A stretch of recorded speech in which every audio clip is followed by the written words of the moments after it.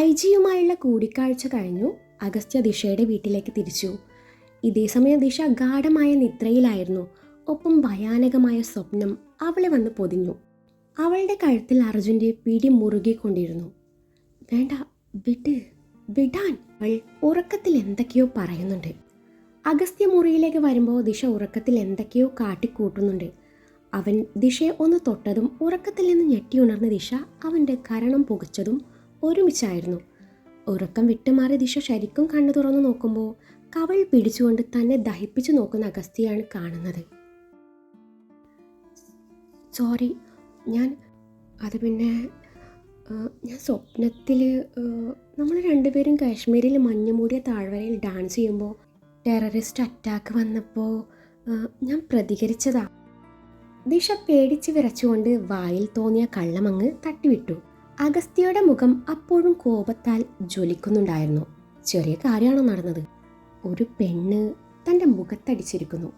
തലക്ക് വെളിവുള്ളതാണെങ്കിൽ തിരിച്ചൊന്ന് കൊടുക്കായിരുന്നു. ഇതിന് അതുമില്ലല്ലോ എന്നും മനസ്സിൽ പറഞ്ഞു. അവനവളോട് പെട്ടെന്ന് റെഡിയാവാൻ പറഞ്ഞു ദേഷ്യത്തിൽ പുറത്തേക്ക് നടന്നു.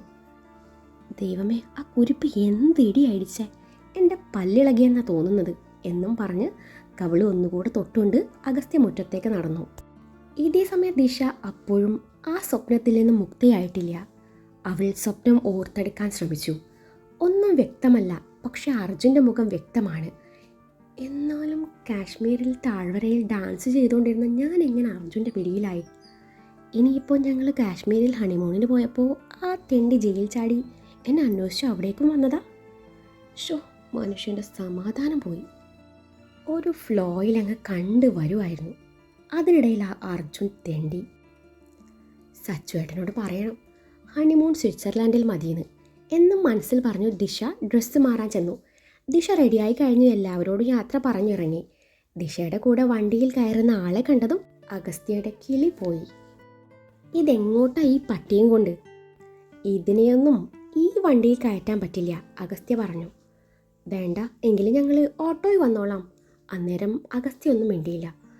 സച്ചുവേട്ട പ്ലീസ്, ഇതെൻ്റെ അഭിമാനത്തിൻ്റെ പ്രശ്നമാണ്, എതിരൊന്നും പറയരുത്. വണ്ടിയിൽ കയറ്റാൻ പറ്റുമോ ഇല്ലേ എന്ന് പറഞ്ഞാൽ മതി. ഇല്ലേ ഞങ്ങൾ ഓട്ടോയിൽ വന്നോളാം. പിന്നെ കുറച്ച് നാളെ ഇന്ദ്രപ്രസ്ഥത്തിൽ റാണുവും കൂടി കാണും. റാണുവോ? Ranu, my sweet puppy. പട്ടിയുടെ പേര് കേട്ടതും അഗസ്ത്യക്ക് ചിരിയും വരുന്നുണ്ട്. ഇനി ഇവളോട് പറഞ്ഞിട്ട് കാര്യമില്ല എന്ന് തോന്നിയ അഗസ്ത്യ പിന്നീട് കൂടുതലൊന്നും പറയാൻ നിന്നില്ല. ഇന്ദ്രപ്രസ്ഥം വീടിന് മുന്നിൽ അഗസ്ത്യയുടെ കാർ വന്നു നിന്നു. വീടിന്റെ മുൻവശത്ത് തന്നെ എല്ലാവരും ഉണ്ടായിരുന്നു. ദിശയുടെ കൂടെ വരുന്ന വെളുത്ത നിറത്തിലുള്ള വിദേശ ഇനം പട്ടിക്കുട്ടിയെ കണ്ടതും എല്ലാവരും വല്ലാത്ത ഭാവത്തിൽ നോക്കി. ഇതെന്താ മോളെ പട്ടിക്കുട്ടിയൊക്കെ ആയി? സുജാതയാണ് ചോദിച്ചത്. അമ്മേ, ഇതെനിക്ക് എൻ്റെ കൂട്ടുകാർ ഗിഫ്റ്റായി തന്നതാ, അതുകൊണ്ട് ഞാൻ ഇങ്ങോട്ട് കൊണ്ടുപോന്നു. ഞാനില്ലാതെ ഇവൾക്ക് പറ്റില്ല. അതെന്തായാലും നന്നായി, അച്ചമ്മയും പറഞ്ഞു. പട്ടിയെ തുറച്ചു നോക്കുന്ന രേണു അപ്പച്ചയെ കാണും തോറും അഖിലിന് ചിരിയും വരുന്നുണ്ട്. റാണു നിക്ക്, ഓടല്ലേ. പട്ടിക്കുട്ടി ഓടി കളിക്കുന്നത് കണ്ടതും ദിശ അപ്പച്ചിയെ പാളി നോക്കി ഉറക്കെ വിളിച്ചു. ദിശ, ഈ പട്ടിക്കുട്ടിയെ തൻ്റെ നോർത്ത് ഇന്ത്യൻ കൂട്ടുകാരി തന്നതായിരിക്കും അല്ലേ? പേര് കേൾക്കുമ്പോൾ അങ്ങനെ തോന്നുന്നു. അതാ കേട്ടാ, ഇവിടുത്തെ ആചാരമൊക്കെയും ഏകദേശം നോർത്ത് ഇന്ത്യൻ സ്റ്റൈലാണല്ലോ, അതുകൊണ്ട് ഞാൻ പിന്നെ പേര് മാറ്റാനും പോയില്ല. റാണു നിക്കടി, ദിശ പിന്നെയും വിളിച്ചു. ദിശ, പട്ടിയുടെ പേര് റാണി എന്നോ രേണു എന്നോ ആക്കായിരുന്നു, അതാകുമ്പോൾ ഒന്നുകൂടെ അടിപൊളി ആയനെ, അഖിൽ ചിരി ഉള്ളിലൊതുക്കിക്കൊണ്ട് പറഞ്ഞു. അതെങ്ങനെ ശരിയാവും അഖിയേട്ടാ? രേണു നമ്മുടെ അപ്പച്ചിയുടെ പേരല്ലേ, റാണി ഇവിടെ പുറം പണിക്ക് വരുന്ന ചേച്ചിയുടെ പേരും. പട്ടിയുടെ പേര് വിളിക്കുമ്പോൾ അപ്പച്ചി വന്നാലോ? ദിശ ഒന്നും അറിയാത്ത പോലെ പറഞ്ഞു. രേണുവിന് ഇതൊക്കെയും കണ്ടും കേട്ടും ദിശയെ കൊല്ലാനുള്ള ദേഷ്യം തോന്നി. അല്ല കേട്ടാ, നിങ്ങൾ സിനിമക്ക് പോയില്ലേ? ഇല്ല, പ്രതീക്ഷിച്ച മൂവിക്ക് ടിക്കറ്റ് കിട്ടിയില്ല, അതുകൊണ്ട് ക്യാൻസൽ ചെയ്തു. ആണോ? അതെന്തായാലും നന്നായി. സൺഡേ സച്ചുവേട്ടൻ ഞാനും കൂടി പോകുന്നുണ്ട്, അപ്പോൾ നമുക്ക് ഒരുമിച്ച് പോവാം. ഞാൻ അങ്ങോട്ട് ചെല്ലട്ടാ കേട്ടാ. ഈ റാണു എവിടെ പോയെന്തോ, ഇനിയിപ്പോൾ അകത്ത് പോയി മുള്ളിയോ എന്തോ. രേണു മാറിപ്പോയി. റാണു ബേബി നീ എവിടെയാടാ എന്ന് പറഞ്ഞ് അപ്പച്ചയെ നോക്കി പുച്ഛിച്ച് ദിശ അകത്തേക്ക് നടന്നു. അന്നേരാണ് ശ്യാമ അങ്ങോട്ട് വരുന്നത്. ആഹാ, അപ്പോൾ ശ്യാമ പോയില്ലേ? ദിശ ചോദിച്ചു. ഇല്ല, പോയില്ല. അതെന്താ ദിശയ്ക്ക് എന്നെ പറഞ്ഞു വിടാൻ അത്ര ധൃതി? എനിക്കെന്ത് ധൃതി? എൻ്റെ ശ്യാമേ, പ്രായമായ പെൺപിള്ളേരെ ഇങ്ങനെ വല്ലോടത്തും കയറി നിറങ്ങിയാലേ ശ്യാമക്ക് നല്ലൊരു ആലോചന വരുമോ? പ്രായം 10-25 ഇവിടെയുള്ള ആണുങ്ങൾ ഡീസൻ്റ് ആണേ, അത് വേറെ കാര്യം. എന്ന് വെച്ച് നാട്ടുകാരുടെ വാ മൂടിക്കെട്ടാൻ പറ്റുമോ? ഞാൻ അത്രേ ഉദ്ദേശിച്ചുള്ളൂ എന്നും പറഞ്ഞവൾ പട്ടിക്ക് പിന്നാലെ പാഞ്ഞു. ശ്യാമ ദിശയെ പകയോടെ നോക്കി. ദേ അമ്മ കണ്ടോ, അവള് പട്ടിക്ക് പേരിട്ടത് കണ്ടോ? രേണു അമ്മയോട് പരാതി പറഞ്ഞു. റാണു നല്ല പേരല്ലേ? കുന്തം, അവൾ എൻ്റെ പേരിനെ വളച്ചൊടിച്ച് പട്ടിക്കിട്ടതാ. അവൾ എന്നെ വെല്ലുവിളിച്ചതുപോലെ തന്നെ ചെയ്തു. അമ്മ ഇത് അവളോട് ചോദിക്കണം. എന്ത് ചോദിക്കണമെന്ന്? എൻ്റെ മോളുടെ പേര് നീ പട്ടിക്കിട്ടത് എന്തിനാണോ? എന്നെക്കൊണ്ട് വയ്യ, വേണം നീ തന്നെ ചോദിച്ചാൽ മതി. വെല്ലുവിളിക്കുമ്പോൾ ഓർക്കണമായിരുന്നു. അവളെ മിടിക്കുക, ഇനി അവളുടെ മുന്നിൽ പോയി തല വെച്ച് കൊടുക്കല്ലേ എന്നും പറഞ്ഞ് രുക്മിണി എഴുന്നേറ്റ് നടന്നു. ഈ അമ്മ ഇപ്പം അമ്മയും അവളുടെ സൈഡാ. വേണ്ട, എനിക്കറിയാം എന്ത് വേണമെന്ന് എന്നും പറഞ്ഞ് രേണു ദേഷ്യത്തിൽ അവിടുന്ന് പോയി. 2 ദിവസത്തിന് ശേഷം കോളേജിൽ ഇന്നായിരുന്നു ലോ കോളേജിൻ്റെ ജൂബിലി ആഘോഷം നടക്കുന്നത്. വിദ്യാർത്ഥികളും സംഘാടകരും ചേർന്ന് കോളേജ് പരിസരം മനോഹരമായി അലങ്കരിച്ചിട്ടുണ്ട്. യൂണിയൻ ചെയർമാനിൻ്റെ അഭാവത്തിൽ ഇപ്പോൾ വൈസ് ചെയർപേഴ്സൺ ആണ് ആ സ്ഥാനം ഏറ്റെടുത്തിരിക്കുന്നത്. ഇനിയൊരു ഇലക്ഷൻ വേണ്ടെന്ന തീരുമാനത്തിലായിരുന്നു അങ്ങനെ ഒരു സ്ഥാനമാറ്റം. ദിശയും മാനസയും മയൂരിയും ഓടിച്ചാടി നടന്ന് ഓരോന്ന് ചെയ്യുന്നുണ്ട്. അതിനിടയിൽ കിട്ടിയ ചെറിയ ഇടവേളയിൽ 3 പേരും ക്യാൻറ്റീനിലേക്ക് ചെന്നു. മാനസയും മയൂരിയും ദിശയോട് ഓരോന്ന് ചോദിച്ചറിയുന്നുണ്ട്. അവർക്കിടയിൽ രഹസ്യങ്ങളൊന്നും ഇല്ലായിരുന്നു. ദിശ വള്ളിപ്പുള്ളി വിടാതെ എല്ലാം പറഞ്ഞു. അയ്യേ, എന്നാലും നീ കാണിച്ചതേ ഭയങ്കര ബോറായിപ്പോയി. കോൺട്രാക്ട് ഹസ്ബൻഡാണെന്ന് അറിഞ്ഞിട്ടും നീ എന്തിനാ സച്ചുവേട്ട ഐ ലവ് യു എന്നും പറഞ്ഞ് നാണം കെട്ടിങ്ങനെ പിന്നാലെ നടക്കുന്നത്? അതും പോരാൻ കെട്ടിപ്പിടുത്തവും ഉമ്മവെപ്പും, അതൊക്കെ ഭയങ്കര ബോറാ തച്ചു. ഇവിടെ തെറ്റ് നിൻ്റേത് തന്നെയാണ്. DCP ആദ്യമേ പറഞ്ഞതല്ലേ കോൺട്രാക്ട് വൈഫായാൽ മതിയെന്ന്. അതിനിടയിൽ നിന്നോട് കയറി പ്രേമിക്കാൻ ആരാ പറഞ്ഞേ? ദിശ മയൂരിയെ ഉപദേശിച്ചു. എടി, എൻ്റെ കെട്ടിയോനല്ലേ, ദേ ആള് കെട്ടിയ താലിയായത്, അതുകൊണ്ടാണ് ഞാൻ. ദിശ താലി കാട്ടിക്കൊണ്ട് പറഞ്ഞു. ആയിരിക്കാം എന്ന് വെച്ച് നീ എന്തിനാ ഇങ്ങനെ സ്വയം ഇത്രയ്ക്കും താഴുന്നേ? നിന്നോട് ഇഷ്ടമാണെന്ന് പറഞ്ഞിട്ടില്ല, നിന്നെ തിരിച്ച് ഉമ്മ വെച്ചിട്ടില്ല, എന്തിന് സ്നേഹത്തോടൊന്നും നോക്കിയിട്ട് പോലില്ല. അങ്ങനെ ഒരാളുടെ മുന്നിൽ എന്തർത്ഥത്തിലാ തച്ചു നീ ഇങ്ങനെ? നിനക്ക് എന്താ പറ്റിയേ? നീ ഇങ്ങനെ ഒന്നും അല്ലായിരുന്നല്ലോ. മാനസ് അവളെ തിരുത്താൻ ശ്രമിച്ചു. എനിക്കറിയില്ലടി, എനിക്കാൾ ഒരുപാട് ഇഷ്ടമാണ്. ഞാനും അങ്ങനെയൊക്കെ ചിന്തിക്കാറുണ്ട്. പക്ഷേ എനിക്ക് പറ്റണ്ടേ? എനിക്ക് ജീവിതകാലം മുഴുവൻ ആളുടെ ഭാര്യ ആയാൽ മതി. എന്ത് കോൺട്രാക്റ്റ് ഭാര്യയോ? ഇവിടെ നിൻ്റെ ഫീലിങ്സ് ഞങ്ങൾക്ക് മനസ്സിലാവുന്നുണ്ട്, അത് അയാൾക്ക് കൂടി മനസ്സിലാവണം, അല്ലെങ്കിൽ മനസ്സിലാക്കി കൊടുക്കണം. അതിന് നീ ഇങ്ങനെ പിന്നാലെ നടന്നാൽ ശരിയാവില്ല. നിൻ്റെ പിന്നാലെ ആൾ വരണം. ആൾക്ക് തോന്നണം നിനക്ക് ആളോട് ഒരു താല്പര്യമില്ലെന്ന്. അതിന് വേണ്ടതൊക്കെ നീ ചെയ്യണം. ഡിവോഴ്സ് വേണമെന്ന് നീ ഉറപ്പിച്ച് പറയണം. എനിക്ക് ഡിവോഴ്സൊന്നും വേണ്ട, ദിശ എടുത്തടിച്ച പോലെ പറഞ്ഞു. എടി പൊട്ടിക്കാളി, ചുമ്മാ പറഞ്ഞ് പേടിപ്പിച്ചാൽ മതി. നീ ഇടയ്ക്കിടെ ഡിവോഴ്സിൻ്റെ കാര്യം ഓർമ്മപ്പെടുത്തി ആളുടെ ഉള്ളിലിരിപ്പ് അറിയണം. മയൂരിയും മാനസയും ദിശയ്ക്ക് എന്തൊക്കെയോ പറഞ്ഞു കൊടുത്തു. അതൊക്കെ ശരിയാണെന്ന് അവൾക്കും തോന്നി. ദിശ അവർ പറഞ്ഞതുപോലെ എല്ലാം സമ്മതിച്ചു. അല്ലടി, ഈ അഖിയേട്ടൻ എങ്ങനെയാ ഈ രഹസ്യം അറിഞ്ഞത്? അതാ എനിക്കറിയാത്തെ. ദിശ താടിക്ക് കൈ കൊടുത്തുകൊണ്ട് പറഞ്ഞു.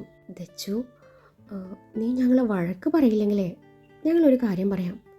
നിങ്ങൾ പറ, എന്നിട്ട് ഞാൻ അക്കാര്യം ആലോചിക്കാം. നിന്ന് പരുങ്ങുന്ന രണ്ടിനെയും നോക്കി ദിശ പറഞ്ഞു. അത് പിന്നെ നീ വിവാഹത്തിൻ്റെ അന്ന് ഞങ്ങളോട് നീയും DCPയും തമ്മിലുള്ള കോൺട്രാക്റ്റിൻ്റെ കാര്യം പറഞ്ഞത് എങ്ങനെയോ അഖിലേട്ടൻ അറിഞ്ഞിരുന്നു.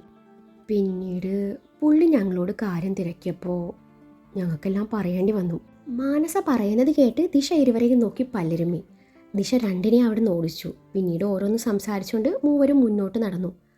അല്ല, നിങ്ങളെന്താ ഒരു സർപ്രൈസ് ഉണ്ടെന്ന് പറഞ്ഞേ? ദിശ അത് ചോദിക്കുമ്പോഴേക്കും മൂവരും പ്രോഗ്രാം ഹാളിന് അകത്തെത്തിയിരുന്നു. ദോ അതാണ് സർപ്രൈസ്. സ്റ്റേജിൽ ഗസ്റ്റിൻ്റെ കസേരയിലിരിക്കുന്ന DCP അഗസ്ത്യയെ ചൂണ്ടി മയൂരി പറഞ്ഞതും ദിശയ്ക്ക് തല കറങ്ങുന്നത് പോലെ തോന്നി. ആരുമില്ല ഇവിടെ എനിക്കൊരു സോഡാലയം കൊണ്ടുവരാൻ? നിങ്ങൾക്ക് ഗസ്റ്റായിട്ട് വേറെ ആരെയും കിട്ടിയില്ലേ തെണ്ടികളെ? അയ്യോ, ഇനി ഞാൻ എങ്ങനെ അങ്ങയുടെ മുന്നിൽ ചെന്ന് ഘോരം പ്രസംഗിക്കും? എങ്ങനെ ഡാൻസ് ചെയ്യും? എടി, നിന്നോട് അങ്ങയുടെ മുന്നിൽ ചെന്ന് ഘോരം പ്രസവിക്കാനൊന്നുമല്ലല്ലോ പറഞ്ഞത്, പ്രസംഗിക്കാനല്ലേ. നിനക്കത് പറ്റും. മയൂരി ആയിരുന്നു ആ പറഞ്ഞത്. പൊടി നാറി, ഞാൻ എൻ്റെ ചെയർപേഴ്സൺ സ്ഥാനം രാജിവെച്ചിരിക്കുന്നു. ഇതാ എൻ്റെ രാജിക്കത്ത്. അവൾ തൻ്റെ കയ്യിലിരിക്കുന്ന ഫോൺ മാനസയുടെ കയ്യിൽ വെച്ചുകൊണ്ട് പറഞ്ഞു. എൻ്റെ തെച്ചു, നീ ഇങ്ങനെ തകർന്നാലോ? നിനക്കിത് ഷൈൻ ചെയ്യാൻ കിട്ടിയ അവസരം കൂടിയാണ്. DCPയുടെ മുന്നിൽ മാത്രമല്ല, DCPയോട് ഒട്ടിച്ചേർന്നിരിക്കുന്ന ലവളില്ലേ, ലവളുടെ മുന്നിലും ഷൈൻ ചെയ്യാം. ശാലിനെ ഉദ്ദേശിച്ചായിരുന്നു മാനസ പറഞ്ഞത്. അവൾ പറഞ്ഞപ്പോഴാണ് ദിശ അക്കാര്യം ശ്രദ്ധിക്കുന്നത്. ശാലിൻ അഗസ്ത്യയോട് എന്തൊക്കെയോ പറയുന്നുണ്ട്, ചിരിക്കുന്നുണ്ട്. അതിനിടയിൽ DCPയുടെ ചുണ്ടിൽ പുഞ്ചിരി വിരിയുന്നുണ്ട്. അത് കണ്ടപ്പോൾ ദിശക്കങ്ങ് ഉള്ളങ്കാൽ തൊട്ട് പെരുത്ത് കയറി. ഓ, തനിക്കപ്പോൾ ചിരിക്കാനൊക്കെ അറിയാം അല്ലേ? അതിന് മാത്രം എന്തോ തമാശയാണാവോ പോലീസ് അമ്മച്ചി പറഞ്ഞേ? അവൾ ആര് ചാർലി ചാപ്ലിൻ്റെ അമ്മായിയുടെ മോളാ. ഞാൻ എന്തോരം തമാശ പറഞ്ഞിട്ടുണ്ട്, എന്നിട്ട് ഒരു തവണ ചിരിച്ചോ? എവിടെന്ന്? എന്തായാലും എൻ്റെ അത്ര ഹ്യൂമർ സെൻസ് ഒന്നും അവൾക്കുണ്ടാവില്ല. ദിശ പിറുപിറുത്തു. ഡി നാറികളെ, പോട്ടെ, അങ്ങേരെ വിളിക്കാൻ വിളിച്ചു. പിന്നെ എന്തിനാണ് ഈ ദുവാ കാണുന്നല്ല അവളെ അവിടെ പ്രതിഷ്ഠിച്ചത്? അന്നത്തെ ആ കേസിൻ്റെ ഭാഗമായിട്ടാണെങ്കിലേ അവിടെ ഇരിക്കേണ്ടതേ ഞാനാണ്.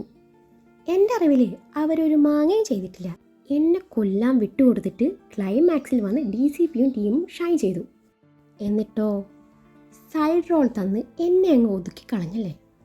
കേസ് കൊടുക്കണം പിള്ളേച്ച, മാനസ പ്രത്യേക ഗണത്തിൽ പറഞ്ഞു. പൊടി, ദിശ അവളെ കണ്ണുരുട്ടി നോക്കി. എടി ദിശ, നീ അതൊന്നും മറന്നില്ലേ? എന്താടി ഞാൻ മറക്കേണ്ടത്? പറ, എന്താ ഞാൻ മറക്കേണ്ടതെന്ന്? ആ ഗുണ്ടകളുടെ തോക്കിന് മുൾമുനയിൽ നിന്നതോ? ആ അർജുൻ്റെ തെണ്ടിത്തരത്തിന് മുന്നിൽ പ്രതികരിക്കാനാവാതെ നിന്നതോ? മറക്കില്ല ഞാനൊന്നും, ദിശ പ്രത്യേക ഇനത്തിൽ പറഞ്ഞു. ഓ, അതിനിടയിൽ 500 കയറി വന്നു.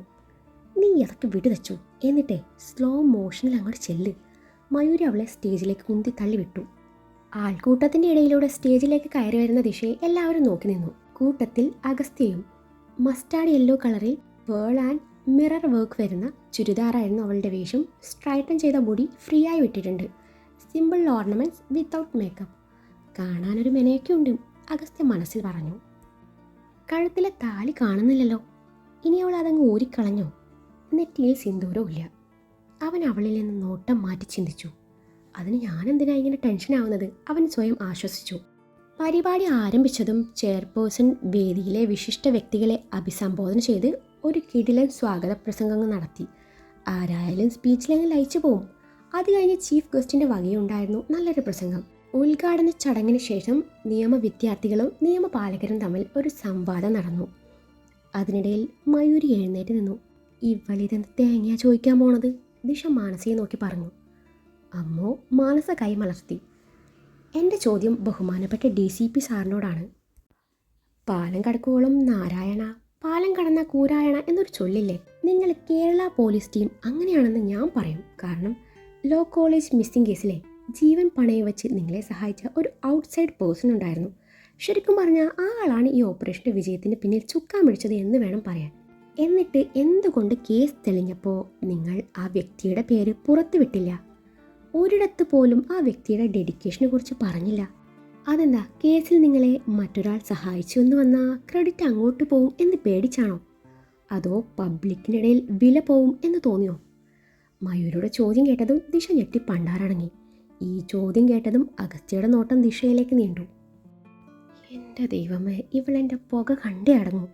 അങ്ങേരി കരുതി കാണും ഞാനിത് അവളെ കൊണ്ട് ചോദിപ്പിച്ചതാണെന്ന്. ഛേ, ആകെ നാണക്കേടായി. അവളിങ്ങ് വരട്ടെ. ദിശ മയൂരിയെ ദഹിപ്പിച്ചു നോക്കി. മയൂരി ആണെങ്കിൽ താനെന്തോ വലിയ കാര്യം ചെയ്തതുപോലെ നിൽക്കുന്നുണ്ട്. ഇതേ സമയം അഗസ്ത്യ ചോദ്യത്തിന് ഉത്തരം പറയാനുള്ള തയ്യാറെടുപ്പിലാണ്. കുട്ടിയുടെ പേരെന്താ?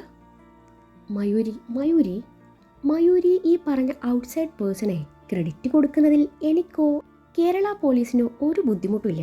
പക്ഷെ പ്രശ്നം എന്താണെന്ന് വെച്ചാൽ ഭാവിയിൽ ആ വ്യക്തിക്ക് അതുമൂലം ഒരുപാട് ബുദ്ധിമുട്ടുകൾ ഉണ്ടായേക്കാം. എന്തിനാ വെറുതെ ആ വ്യക്തിക്ക് ഇനിയും ശത്രുക്കൾ ഉണ്ടാക്കുന്നത്? ഞങ്ങളും അത്രേ ഉദ്ദേശിച്ചുള്ളൂ.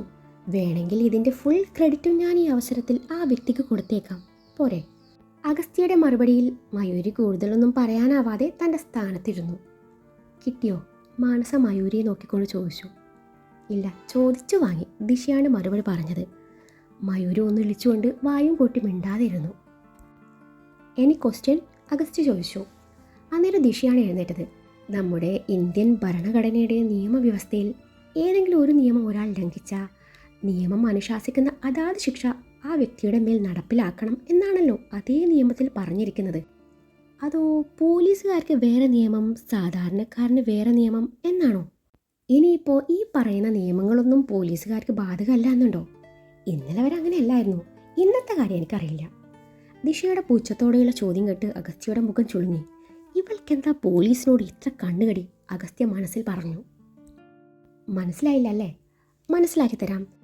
ഇവിടെ കോളേജിൻ്റെ മുൻവശത്ത് നോ പാർക്കിംഗ് ഏരിയയിലെ ഒരു പോലീസ് വാഹനം പാർക്ക് ചെയ്തിട്ടുണ്ട് എന്നൊരു കംപ്ലൈൻറ്റ് പിള്ളേരുടെ ഇടയിൽ നിന്ന് കിട്ടിയിട്ടുണ്ട്. അതിനെന്ത് മറുപടിയാണ് സാറന്മാർക്ക് പറയാനുള്ളത്? ഇനിയിപ്പോൾ ഇല്ലാത്ത നിയമം പറഞ്ഞ് രക്ഷപ്പെടാന്ന് കരുതണ്ട. ഇതേ ലോ കോളേജാ സാറന്മാരെ. നിയമം മരച്ച് കലക്കി കുടിച്ച പിള്ളേരാ ഇവിടെ ഉള്ളത്. ഞങ്ങൾ നിയമം തെറ്റിക്കാറില്ല, തെറ്റിക്കുന്നവരെ കണ്ടാൽ വെറുതെ വിടാറില്ല. ഇനിയിപ്പോൾ സാറന്മാരെ വിളിച്ചു വരുത്തി അപമാനിച്ചു എന്ന് പറയരുത്. നിങ്ങളെപ്പോലുള്ള നിയമപാലകർ തന്നെ നിയമം തെറ്റിക്കുമ്പോൾ നല്ല സങ്കടമുണ്ട്. അതുകൊണ്ട് പറഞ്ഞു പോകുന്നതാ. അതും പറഞ്ഞ് ദിശയായിരുന്നു. അന്നേരം ശാലിൻ സോറിയും പറഞ്ഞ് അവിടെ നിന്ന് എഴുന്നേറ്റ് നടന്നു. വണ്ടി പാർക്ക് ചെയ്തത് അവളായിരുന്നു. ആ നിമിഷം അഗസ്ത്യയുടെ കണ്ണുകൾ ദിശയെ തേടിയെത്തി. സാറ് എങ്ങനെ പോയാൽ പുള്ളിക്കാരി സാറിന് നിയമം പറഞ്ഞ് മുട്ടുകുത്തിക്കും, ആര്യൻ അഗസ്ത്യക്ക് കേൾക്കാൻ പാകത്തിൽ പറഞ്ഞു. അന്നേരം അഗസ്ത്യ തൻ്റെ മീശ പിരിച്ചു വെച്ച് മുന്നോട്ട് നോക്കി. അതിനിടയിൽ അവൻ്റെ നോട്ട് അവളിലേക്ക് പാറി വീണു. അതേ നിമിഷം തന്നെയാണ് ദിശയും അവനെ നോക്കുന്നത്. ഒരു നിമിഷം രണ്ടുപേരുടെയും നോട്ടം കൊരുത്ത് വലിച്ചു. ഇരുവരും സ്വബോധത്തിലേക്ക് വന്നതും പെട്ടെന്ന് നോട്ടം മാറ്റി. ഇനോഗ്രേഷൻ പരിപാടിക്കും കഴിഞ്ഞ് വിദ്യാർത്ഥികളുടെ പരിപാടിയാണ് നടക്കുന്നത്. കുറച്ചു നേരം പരിപാടി കാണാൻ ഗസ്റ്റുകളുണ്ട്. സ്റ്റേജിൽ അനൗൺസ് തുടങ്ങി. അടുത്തതായി വേദിയിൽ നടക്കാൻ പോകുന്നത് ശ്രീമതി ദിശ പ്രഭാകർ അവതരിപ്പിക്കുന്ന ക്ലാസിക്കൽ ഡാൻസ്. ദിശ പ്രഭാകർ വേദിയിൽ അനൗൺസ് കേട്ടതും അഗസ്ത്യക്ക് ചിരിയാണ് വന്നത്. എടി, നീ എന്താ ദിശ പ്രഭാകർ എന്ന് കൊടുത്തത്? ബാക്ക് സ്റ്റേജിൽ നിന്ന് മയൂരി ചോദിച്ചു.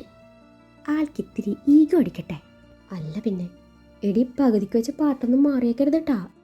എൻ്റെ അഭിമാന പ്രശ്നമാണിത് എന്നും പറഞ്ഞ് ദിശ സ്റ്റേജിലേക്ക് നടന്നു. ദിശയുടെ നൃത്തം വേദിയിൽ നടക്കുകയാണ്. നല്ല മെയ് വഴക്കത്തോടു കൂടി അതിഗംഭീരമായി നൃത്തം ചെയ്യുന്ന ദിശയെ അഗസ്ത്യ ചുണ്ടിലൊളിപ്പിച്ച ചിരിയാലെ വീക്ഷിക്കുന്നുണ്ട്. അതിനിടയിൽ ആര്യൻ വാച്ച് നോക്കി അഗസ്ത്യയോട് എന്തോ പറഞ്ഞു. അഗസ്ത്യ ദിശയിലേക്ക് ഒന്നുകൂടെ നോട്ടം വായിച്ച് എഴുന്നേറ്റു. പ്രിൻസിക്ക് കൈകൊടുത്തു മുന്നോട്ട് നടന്നു. അന്നേരമാണ് കാണികളുടെ ഇടയിൽ നിന്ന് ആരോ ദിശയ്ക്ക് നേരെ ഗൺ ചൂണ്ടി നിൽക്കുന്നത് അവൻ കാണുന്നത്. Aryan, catch him. അഗസ്ത്യ അയാളെ ചൂണ്ടി ആര്യനോട് പറയലും അയാളുടെ ഗണ്ണിൽ നിന്നും ദിശയുടെ നേരെ വെടിയുണ്ട ഉതിർന്നിരുന്നു. ബുള്ളറ്റ് വരുന്നത് ദിശയെ ലക്ഷ്യം വെച്ചാണെന്ന് മനസ്സിലാക്കിയ അഗസ്ത്യ വേദിയിൽ അമ്പരന്ന് നിൽക്കുന്ന ദിശക്കരികിലേക്ക് ഓടി. ദിശ ഇറുകെ പുണർന്നു അവളുമായി വേദിയുടെ ഇടതുവശത്തേക്ക് ചാടിയതും ഇരുവരും നിലം പതിച്ചു. തൻ്റെ ഉന്നം പിഴച്ചതും അയാൾ അവിടുന്ന് ഓടി രക്ഷപ്പെട്ടു. അഗസ്ത്യയും ദിശയും വീണിടത്ത് നിന്നും എഴുന്നേറ്റു. ദിശ അപ്പോഴും ആ ഷോക്കിൽ നിന്നും പുറത്തു വന്നിരുന്നില്ല. അതിനാൽ അവൾ പരിസരം മറന്നുകൊണ്ട് അഗസ്ത്യ ഇറുകെ പുണർന്നു. മരണം മുന്നിൽ കണ്ട നിമിഷം. ആ നിമിഷം ഭയത്താൽ ഹൃദയം ക്രമാതീതമായി മിടിക്കാൻ തുടങ്ങിയിരുന്നു. ഇപ്പോഴും അവളുടെ കിതപ്പ് അടങ്ങിയില്ലായിരുന്നു. അവളുടെ ഹൃദയം ഉച്ചത്തിൽ മിടിക്കുന്നത് അവന് കേൾക്കാമായിരുന്നു. അതിന് അഗസ്ത്യ ദിശയുടെ പുറം തട്ടിക്കൊണ്ട് ആശ്വസിപ്പിക്കുന്നുണ്ട്. വേദി ഒന്നടങ്കം നടുക്കത്തിലാണ്. കൂട്ടത്തിൽ മാനസയും മയൂരിയും. അല്പനേരം കഴിഞ്ഞതു മാനസ മയൂരിയെ തോണ്ടി. ഇതേ കണ്ടോ, നമ്മൾ പറഞ്ഞത് അവളുടെ മണ്ടയെ കയറിയോ? ഇല്ല, ഇതേ പബ്ലിക്കായി കെട്ടിപ്പിടിച്ച് നിൽക്കുന്നു. മയൂരി പറഞ്ഞു. എടി, അവളും മരണം മുന്നിൽ കണ്ട ഉത്കണ്ഠയിൽ കെട്ടിപ്പിടിച്ചതാവും. കുന്തം, ഉത്കണ്ഠ മാറാനുള്ള സമയമൊക്കെ എപ്പോഴേ കഴിഞ്ഞു. ഇതവളുടെ അടവ, നീ വന്നേ എന്നും പറഞ്ഞ് മാനസ മയൂരിയെയും വിളിച്ചു ദിശയുടെ അരികിലേക്ക് നടന്നു. ദിശ അപ്പോഴും അഗസ്ത്യയുടെ നെഞ്ചോട് ചേർന്ന് നിൽപ്പാണ്. അവരെ ബുദ്ധിമുട്ടിക്കണ്ടെന്ന് കരുതി ബാക്കിയുള്ളവർ അവരിൽ നിന്നും അകലം പാലിച്ചിട്ടുമുണ്ട്. മയൂരി അഗസ്ത്യയിൽ നിന്നും ദിശയെ വേർപെടുത്തി. ദച്ചു, നിനക്ക് കുഴപ്പമൊന്നുമില്ലല്ലോ? ഞങ്ങളങ്ങ് ശരിക്കും പേടിച്ചു. പേടിക്കണ്ടട്ടോ, ഞങ്ങളുണ്ട്. നിന്നെ ആരും ഒന്നും ചെയ്യില്ല. ചെയ്യാൻ ഞങ്ങൾ സമ്മതിക്കില്ല. ദിശയെ കെട്ടിപ്പിടിച്ചുകൊണ്ട് മയൂരി പറഞ്ഞു. ഹലോ, ആരാണാവോ ഈ ഞങ്ങൾ? മയൂരിയുടെ പ്രവൃത്തി ഇഷ്ടപ്പെടാത്ത മട്ടിൽ അഗസ്ത്യ ചോദിച്ചു. ഞങ്ങളെന്ന് വെച്ചാൽ ഞങ്ങൾ തന്നെ, ഞാനും ദോ ഇവളും ദച്ചുൻ്റെ ക്ലോസ് ഫ്രണ്ട്സാണ്. ഇവളെ ഞങ്ങൾക്കറിയാവുന്ന പോലെ ആർക്കും അറിയില്ല. ഞങ്ങൾക്കിടയിലെ രഹസ്യങ്ങളൊന്നും ഇല്ലതാനും. മാനസയാണ് പറഞ്ഞത്. മാനസയുടെ മുനവച്ചുള്ള സംസാരം കേട്ട് അവൻ ദിശയൊന്ന് നോക്കി. അന്നേരം ദിശ അത് കണ്ട് തല താഴ്ത്തി കളഞ്ഞു. ശരി, ക്ലോസ് ഫ്രണ്ടിനും ക്ലോസായ ഫ്രണ്ടിനും ഞാൻ ആരാണെന്നറിയോ? പിന്നല്ലാതെ, Agastya Ashok, deputy commissioner of police, brilliant officer, Kerala പോലീസിലെ പുലിക്കുട്ടി. ഏത് തുമ്പില്ലാത്ത കേസും അനായാസം തെളിയിക്കുന്ന കുറ്റവാളികൾക്ക് പേടി സ്വപ്നമായ ദി ഗ്രേറ്റ് IPS ഓഫീസർ. ഓ, എൻ്റെ ബയോഡാറ്റ ഒക്കെ അറിയാം അല്ലേ? അപ്പം മക്കൾക്ക് എൻ്റെ മാരിറ്റൈൽ സ്റ്റേറ്റസ് അറിയില്ല. ഞാൻ മാരീഡാണ്. ഈ നിൽക്കുന്നതാണ് എൻ്റെ ഭാര്യ, മിസ്സിസ് ദിശ അഗസ്ത്യ. ഭാര്യ എന്നാ ഭർത്താവ് അങ്ങോട്ട് ചെല്ല്. ഇപ്പം ഭർത്താവിൻ്റെ ആവശ്യമൊന്നും ഇവിടെയില്ല, ഞങ്ങൾ മതി. പാവം തെച്ചു ആകെ പേടിച്ചിരിക്കുക. ഞങ്ങളെ ഇവളെ കൊണ്ടുപോവുക. ആദ്യം ഇവളെ ഈ ഡ്രസ്സൊന്ന് മാറട്ടെ. അതും പറഞ്ഞ് മയൂരിയും മാനസിയും ദിശയുമായി പുറത്തേക്ക് നടന്നു. അവരുടെ പറച്ചിലും പ്രവൃത്തിയും ഇഷ്ടപ്പെടാത്ത മട്ടിൽ അഗസ്ത്യ പിന്നാലെ ചെന്നു. അതെ, ഒന്ന് നിന്നേ. കോളേജിൻ്റെ വരാന്തയിലെത്തിയ അഗസ്ത്യ പിന്നിൽ നിന്ന് വിളിച്ചു. മൂവരും നിന്നു. എങ്ങോട്ടാ? അവൻ ചോദിച്ചു. ദോ, അത് ചേഞ്ചിങ് റൂമാണ്. അവിടെ ചെന്ന് ഇവൾ ഡ്രസ്സ് മാറട്ടെ, മയൂരി അധികാര മനോഭാവത്തോടെ പറഞ്ഞു. ശരി, മാറിക്കോട്ടെ. അതിന് നിങ്ങൾ എന്തിനാ കൂടെ പോകുന്നേ? അഗസ്ത്യയുടെ ചോദ്യം കേട്ട് മാനസിയും മയൂരിയും എന്ത് പറയണം എന്നറിയാതെ കുഴങ്ങി. അതെ, എനിക്ക് ആ മുറി ഒന്ന് ചെക്ക് ചെയ്യണം. ഒരുപക്ഷെ കുറ്റവാളി അതിനകത്ത് ഒളിഞ്ഞിരിപ്പുണ്ടെങ്കിലോ? ഉണ്ടെങ്കിൽ നിങ്ങൾക്ക് എന്തെങ്കിലും ചെയ്യാൻ പറ്റുമോ? അഗസ്ത്യാണ് ചോദിച്ചത്. എന്നാ സാറ് പോയി ചെക്ക് ചെയ്തിട്ട് വാ. വരണോ പോകണോ എന്നൊക്കെ ഞാൻ തീരുമാനിച്ചോളാം. ദിശ, നീങ്ങി വന്നേ എന്ന് പറഞ്ഞ അഗസ്ത്യ ദിശയുടെ കൈയും പിടിച്ചു അവരെ ശ്രദ്ധിക്കാതെ ചേഞ്ചിങ് റൂമിലേക്ക് നടന്നു. ഇരുവരും മുറിയിൽ കയറി. കുറച്ചു കഴിഞ്ഞ് അഗസ്ത്യ ഡോർ അടക്കുന്നത് കണ്ട് മാനസിയും മയൂരിയും കണ്ണു പിടിച്ചു നോക്കി. അല്ല, ഡോർ അടച്ചിട്ട് സാർ എന്തെടുക്കാൻ പോവാ? മാനസ പുറത്തുനിന്ന് വിളിച്ചു ചോദിച്ചു. ഞങ്ങൾ ഇതിനകത്ത് അന്താക്ഷരി കളിക്കാൻ പോവാ. തനിക്ക് ബുദ്ധിമുട്ടുണ്ടോ? അകത്തുള്ളത് എൻ്റെ ഭാര്യ, അല്ലാതെ തൻ്റെ ഭാര്യയല്ല എന്നും പറഞ്ഞ് അവൻ ഡോർ വലിച്ചടച്ചതും രണ്ടും കിളിപ്പോയി മുഖത്തോട് മുഖം നോക്കി. നിങ്ങൾ പുറത്തു പോയില്ലേ? ഡോർ അടച്ച് തിരിയുന്ന അഗസ്ത്യയോട് ദിശ ചോദിച്ചു. ഇല്ല. ഇല്ലേ? നീ പെട്ടെന്ന് ഡ്രസ്സ് മാറിക്കേ. എന്തുവാ? നിനക്ക് ചെവി കേട്ടൂടെ? ഞാൻ മുഖം തിരിഞ്ഞു നിൽക്കാം, പെട്ടെന്ന് ഡ്രസ്സ് ചേഞ്ച് ചെയ്യാൻ. എന്തോ? എങ്ങനെ? കേട്ടില്ല. DCP സാർ സീൻ പിടിക്കാൻ വന്നതാ? ദേ, പുറത്തിറങ്ങിക്കോ, ഇല്ലേ ഞാൻ ഒച്ച വെക്കും. അയ്യടാ, സീൻ പിടിക്കാൻ പറ്റും മുതൽ.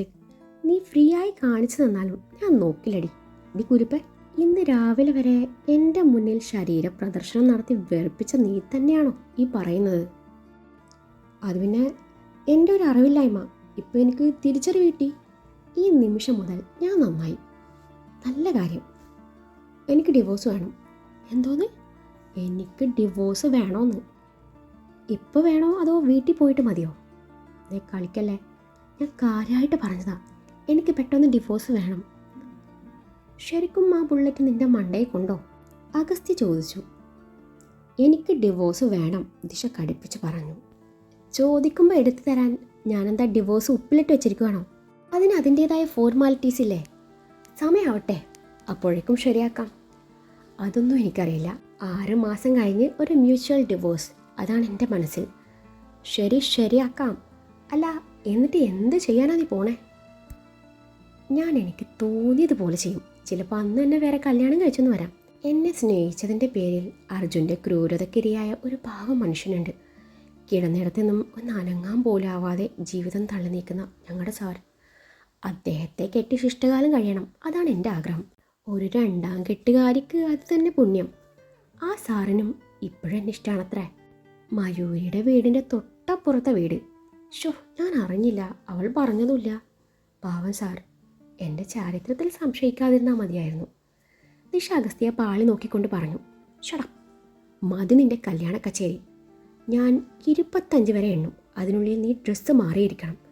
ഇതെൻ്റെ അഭിമാന പ്രശ്നമാണ്. പുറത്തു നിൽപ്പില്ല 2 അവളുമാർക്ക് എന്നെ ശരിക്കും അറിയില്ല. നിൻ്റെ കൂട്ടുകാരികളായതുകൊണ്ട് മാത്രം ഞാൻ വെറുതെ വിട്ടതാ. ഇല്ലേ 2ൻ്റെയും നാക്ക് പിഴുതേ പട്ടിക്കിട്ട് കൊടുത്താനെ. അവൻ പറഞ്ഞത് കേട്ട് ദിശയ്ക്ക് പോലും പേടി തോന്നി. പെട്ടെന്ന് വേണം, ഇനിയിപ്പം ഞാൻ നോക്കുമോ എന്ന പേടി വേണ്ട എന്നും പറഞ്ഞ് കവറിൽ നിന്നും അവളുടെ ചുരിദാറിൻ്റെ ഷോൾ എടുത്ത് അവൻ തൻ്റെ കണ്ണ് മൂടിക്കെട്ടി മുഖം തിരിഞ്ഞു നിന്നു. ദിശ പെട്ടെന്ന് ഡ്രസ്സ് മാറി അവനെ തോണ്ടി വിളിച്ചു. അവൻ കണ്ണിലെ കെട്ടഴിച്ചു. അഗസ്ത്യ അവളെ ശ്രദ്ധിക്കാതെ ഡോറിനരികിലേക്ക് നടന്നു. ഡോർ തുറന്നതും കീ ഹോളിൽ മുഖമടുപ്പിച്ചു ഒളിഞ്ഞു നോക്കുന്ന മയൂരിയും മാനസയും. അഗസ്ത്യ 2നെയും പുച്ഛിച്ച് മുന്നോട്ട് നടന്നു. പിന്നാലെ ഡ്രസ്സ് ചേഞ്ച് ചെയ്തു വരുന്ന ദിശയെ കണ്ടതും 2ഉം കണ്ണു മിഴിച്ച് അവളെ നോക്കി. യു എഗെയിൻ, വാക്ക് തെറ്റിച്ചുല്ലേ? എന്നാൽ ഇത് വേണ്ടായിരുന്നു തച്ചു. സിബ് ഇട്ടെന്നത് DCP ആയിരിക്കുമല്ലേ? മയൂരി പ്രത്യേക ഇനത്തെ പറഞ്ഞു.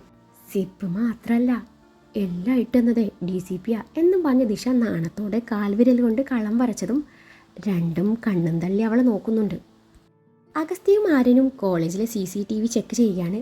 കോളേജിൻ്റെ ഓരോ മുക്കിലും മൂലയിലും ക്യാമറ ഉണ്ടായിട്ടും അയാളുടെ മുഖം ഒരിടത്ത് പോലും പതിഞ്ഞില്ല എന്നത് അഗസ്ത്യ അത്ഭുതപ്പെടുത്തി.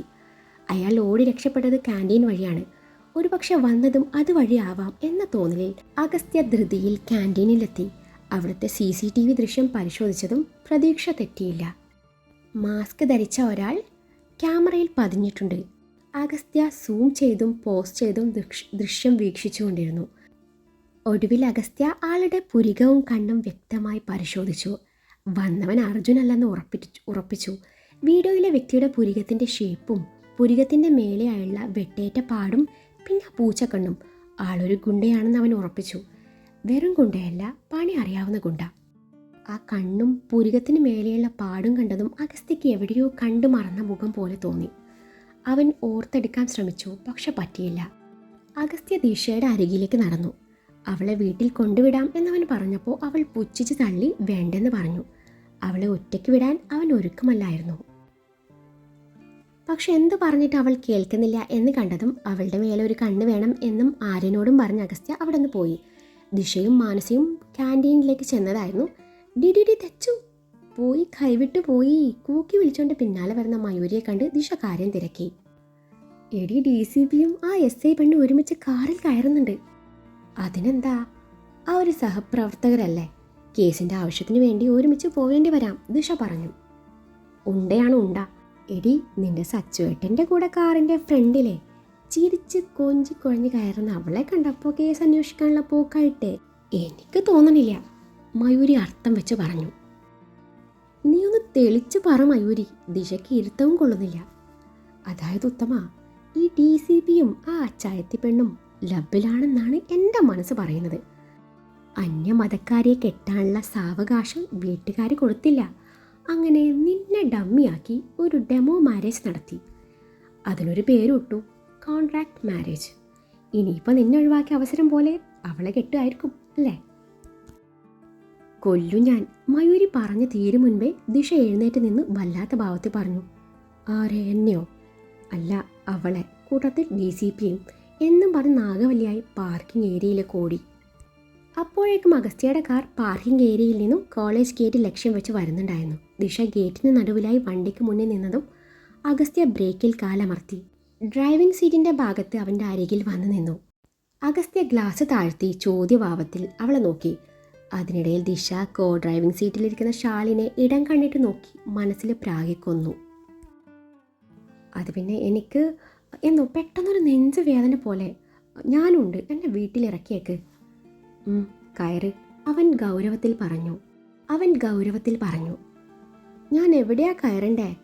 ഷാലിനിറങ്ങി ബാക്കിലിരിക്കും എന്ന തോന്നലിൽ ദിശ പറഞ്ഞു. എൻ്റെ തലയിലിരുന്നു. എവിടെയാ സീറ്റുള്ളത്? അവിടെ പോയി ഇരിക്ക്. അഗസ്ത്യ പറഞ്ഞത് കേട്ടതും ദിശ അവനെ മനസ്സിൽ എന്തൊക്കെയോ പറഞ്ഞു. ഇതൊന്നും ശ്രദ്ധിക്കാതെ ഫോണിൽ കുത്തുന്ന ഷാലിനെ പിന്നെയും പ്രാഗി ബാക്ക് സീറ്റിൻ്റെ ഡോറും തുറന്നു അവിടെ ഇരുന്നു. ഭാര്യയും ഭർത്താവും ഒരുമിച്ച് യാത്ര ചെയ്യുമ്പോൾ ഓരോരോ കട്ടുറുമ്പുകൾ വന്നോളും. നാണുണ്ടോ? അവളുടെ ഭാവം കണ്ടാൽ തോന്നും അവളുടെ ഭർത്താവിനോടാണ് ഞാൻ ലിഫ്റ്റ് ചോദിച്ചെന്ന്. ദൈവമേ, ഈ SI എത്രയും പെട്ടെന്ന് അട്ടപ്പാടിക്ക് ട്രാൻസ്ഫർ ആക്കണേ. അതിനിടയിൽ പ്രാർത്ഥനയും നടന്നു. എന്നാലും നിങ്ങളെന്നെ ബാക്കിൽ എത്തിയില്ലേ, ഇപ്പോൾ ഓടുന്നു. പിറകിലിരിക്കുന്ന ദിശ മിററിൽ കാണുന്ന അഗസ്ത്യയുടെ പ്രതിബിംബത്തെ നോക്കി മുഖം കോട്ടിക്കൊണ്ട് പറഞ്ഞു. സാറിന് പരിചയമുള്ള നല്ല ഫ്ലാറ്റ് ഉണ്ടോ? നാട്ടിൽ നിന്നും അമ്മയും ചേച്ചിയും മോനും വരുന്നുണ്ട്. ഞാനിപ്പോൾ ഉള്ളത് പോലീസ് ക്വാർട്ടേഴ്സിലാണല്ലോ, അവിടെ സൗകര്യം കുറവാണ്. ഷാലിൻ സംസാരിച്ചു തുടങ്ങി. കുറച്ച് നാളത്തേക്ക് വേണമെങ്കിൽ എൻ്റെ ഫ്ലാറ്റ് ഉപയോഗിച്ചോ, ഞങ്ങളിപ്പോൾ വീട്ടിലാണല്ലോ താമസം. അഗസ്ത്യ പറഞ്ഞത് കേട്ട് ദിശയുടെ കണ്ണു മിഴിഞ്ഞു. അയ്യോ, അത് തന്നെ, സ്വന്തം ഫ്ലാറ്റ് വരെ കൊടുക്കണമെങ്കിൽ ചില്ലറ ബന്ധമൊന്നുമല്ല, ദിശ നഖം കടിച്ചുകൊണ്ട് പറഞ്ഞു. അയ്യോ, അത് വേണ്ട സാർ. ആര്യൻ സാറ് പറഞ്ഞായിരുന്നു സാറിൻ്റെ ഫ്ലാറ്റിൻ്റെ തൊട്ട് മുന്നിലെ ഫ്ലാറ്റ് ഒഴിഞ്ഞു കിടക്കുവാണെന്ന്. സാറ് പറഞ്ഞാൽ ചിലപ്പോൾ കിട്ടാൻ ചാൻസ് ഉണ്ടെന്ന് കൂടി പറഞ്ഞിരുന്നു. ശരി, ഞാനൊന്ന് അന്വേഷിക്കട്ടെ. മതി സാർ, താങ്ക് യു സാർ. ഇല്ല, സമ്മതിക്കില്ല. എൻ്റെ കൊക്കിന് ജീവനുണ്ട്, ഞാൻ സമ്മതിക്കില്ല. ഞാൻ എങ്ങനെയും ഇത് മുടക്കും. സ്റ്റേഷനിൽ വെച്ച് കൊഞ്ചിക്കുഴയുന്നത് പോരാ, ഇനിയിപ്പോൾ ഫ്ലാറ്റിലോട്ട് കൂട്ടി കെട്ടിയെടുക്ക്, ദിശ മനസ്സിൽ പറഞ്ഞു. അത് കഴിഞ്ഞ് ഇരുവരും പിന്നെയും അൺഒഫീഷ്യലായി സംസാരിച്ചു. ഇരുവരുടെയും സംസാരവും അതിനിടയിൽ അവളുടെ ചിരിയും നോട്ടവും, ഒപ്പം പതിവിലും വിപരീതമായി ഒരുപാട് സംസാരിക്കുന്ന അഗസ്ത്യവും, ഇതൊക്കെയും ദിശയെ ഇറിറ്റേറ്റ് ചെയ്തു.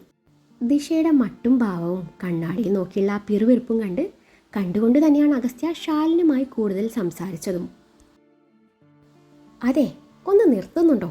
മനുഷ്യൻ്റെ കോൺസെൻട്രേഷൻ തെറ്റുന്നു. ഒടുവിൽ അസൂയ മൂത്ത് ദിശ നുഴഞ്ഞു കയറി. അതിന് നീ അവിടെ എന്ത് മലമറിക്കുക? അഗസ്ത്യയുടെ ചോദ്യം കേട്ട് ദിശക്ക് അങ്ങ് ചൊറിഞ്ഞു കയറി വന്നു. എനിക്ക് വയ്യെന്ന് പറഞ്ഞല്ലോ. ഒന്ന് കണ്ണടക്കാന്ന് വെച്ചപ്പോൾ നിങ്ങളുടെ കഥ പറച്ചിലും. അതെ, ഈ കുട്ടിയെ അടുത്ത ജംഗ്ഷനിൽ ഇറക്കിയേക്ക്. എനിക്ക് നല്ല നെഞ്ചുവേദനയുണ്ട്, എനിക്ക് ഹോസ്പിറ്റലിൽ പോകണം. ദിശ, ഞാൻ കുട്ടിയും ചട്ടിയൊന്നുമല്ല, തന്നേക്കാൾ മൂത്തതാ. I am a police officer, so call me madam. Disha പറഞ്ഞത് ശാലിനും ഇഷ്ടപ്പെട്ടില്ല. നേരത്തെ നിയമം പറഞ്ഞ് തന്നെ ഇൻസൾട്ട് ചെയ്തതിൻ്റെ ദേഷ്യം വേറെയും. അതിനാ ശാലിൻ ദിശയോട് തലക്കടത്തോടെ പെരുമാറി. ഓ അടിയൻ, ദിശ പുച്ഛിച്ചു. സച്ചുവേട്ടാ, എനിക്ക് ഹോസ്പിറ്റലിൽ പോകണം. സാർ, എന്നാൽ ഞാൻ കൂടി വരാം, ശാലിൻ പറഞ്ഞു. എന്തിന്? അവിടെ വല്ല ബിരിയാണി കൊടുക്കുന്നുണ്ടോ? ദിശ പിറുപിറുത്തു. അവളെ ഇറക്കി മുന്നിലിരിക്കാന്ന് കരുതി നമ്പർ ഇറക്കിയപ്പോൾ ഹോസ്പിറ്റലിലേക്ക് അവളും വരാന്ന്. അവളുടെ കുഞ്ഞമ്മ അവിടെ പെറ്റി കിടക്കുവാണല്ലോ. അല്ല, ഇയാളുടെ അണ്ണാക്കിലെന്താ പഴം തിരികെ ഇരിപ്പുണ്ടോ? ഇത്രയൊക്കെ ആയിട്ട് ഒരക്ഷരം മിണ്ടുന്നില്ല. ദിശ അഗസ്ത്യയെ നോക്കി പല്ലി ഞെരിച്ചു. പിന്നെ അവൾ അവസാന തടവ് ഇറക്കാൻ തീരുമാനിച്ചു. അതിൻ്റെ ഭാഗമായി നെഞ്ചും പിടിച്ചു ഒരൊറ്റ കരച്ചിൽ. അയ്യോ സച്ചുവേട്ടാ, എനിക്ക് വയ്യേ, ഞാനിപ്പം മരിച്ചു പോകട്ടോ.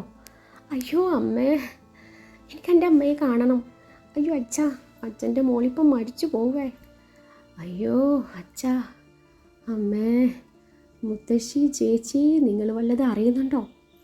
ദിശയുടെ കരച്ചിലിൻ്റെ വോളിയം കൂടിയപ്പോൾ അവൻ വണ്ടി നിർത്തി. എന്താ ദിശ? എന്താണെന്നോ? കണ്ടിട്ട് മനസ്സിലായില്ലേ? അത്യാസന്ന നിലയിൽ കഴിയുന്ന ഒരു രോഗിയോട് ചോദിക്കുന്നത് കേട്ടില്ലേ? നെഞ്ച് മുഴുവൻ വേദനയാണ്. മേജർ അറ്റാക്കാണെന്ന് തോന്നുന്നു. ഹോസ്പിറ്റൽ വരെ എത്തുമെന്ന് തോന്നില്ല. അയ്യോ അമ്മേ, സച്ചേട്ട ഒന്നിങ്ങ് വരുമോ? എനിക്ക് വയ്യെന്ന്. വണ്ടിയാണെങ്കിലേ കോൾമീത മാഡം ഓടിച്ചോളൂ. സച്ചുവേട്ട, എനിക്ക് വയ്യാഞ്ഞിട്ടല്ലേ. ഇത്തവണ സഹികെട്ട അഗസ്ത്യ ഡോറും തുറന്ന് പിൻസീറ്റിൽ വന്നിരുന്നു. അവളുടെ സൂക്കേട് അവന് മനസ്സിലായി. ശാലിനുള്ളതുകൊണ്ട് കൂടുതലൊന്നും പറയാനും പറ്റാത്ത അവസ്ഥ. ദിശ അഗസ്ത്യയുടെ നെഞ്ചോട് ചേർന്ന് കിടന്നു നിലവിളി തുടർന്നു. ദിശയെ വല്ലാത്ത ഭാവത്തിൽ നോക്കി ശാലിൻ ഡ്രൈവിംഗ് സീറ്റിലിരുന്ന് വണ്ടി മുന്നോട്ടെടുത്തു.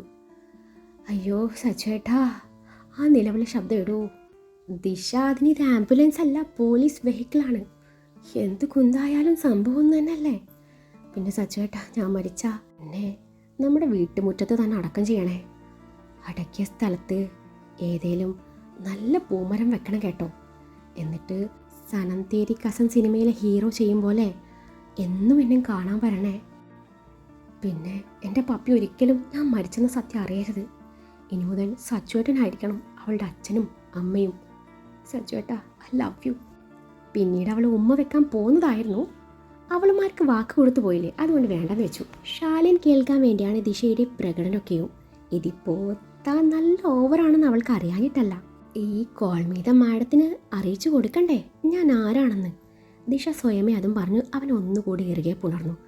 അഗസ്ത്യാണെങ്കിൽ അവളുടെ പറച്ചിൽ കേട്ട് തലക്ക് കൈയും കൊടുത്തിരുന്നു പോയി.